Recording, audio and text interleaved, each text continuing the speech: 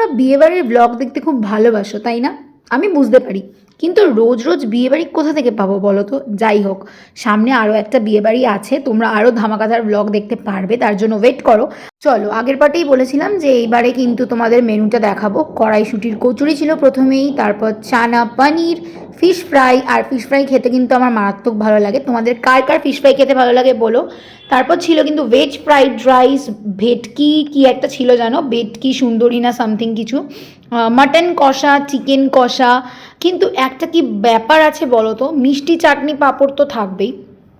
ব্যাপারটা হচ্ছে এই যে এখানে এত কিছু ননভেজ আইটেম থাকা সত্ত্বেও কচুরি আর ফিশ ফ্রাইটা নিয়েছিলাম ঠিকই, কিন্তু তারপর কিন্তু আমি আর ননভেজ খাইনি জানো তো। আমি চলে গিয়েছিলাম হচ্ছে ভেজ খেতে, কারণ প্রথম কথা মাটন আমি খাই না, আর কি জানি সেদিনকে কেন চিকেন খেতে ইচ্ছা করছিল না। এখনকার প্রায় বিয়েবাড়িতে গিয়ে আমি না ভেজ খেয়ে নিই, যেমন ফ্রাইড রাইস, পনির এইসব খেয়ে নিই। তো এইখানেও ভেজে কিন্তু বেশ ভালো ভালো আইটেম ছিল, যেমন ছিল হচ্ছে গিয়ে ফ্রাইড রাইস, পনির কোফতা, ধোকার ডালনা। সো যাই হোক, আর তোমরা কিন্তু অবশ্যই কমেন্টে বলো যে আমাকে আর আমার মা বাবাকে কেমন লাগছিল দেখতে। তো এই যে ওরা খাচ্ছে, আর তোমাদের বলছিলাম ভেজ খাচ্ছি, তার প্রমাণ দেখেই নাও। ধোকার ডালনা, পনির, আর ওই যে সাইডে একটা চিকেন দেখছো না, ওটা আমার বাবা জোর করে আমাকে দিয়েছিল, বলছিল যে একটু খা।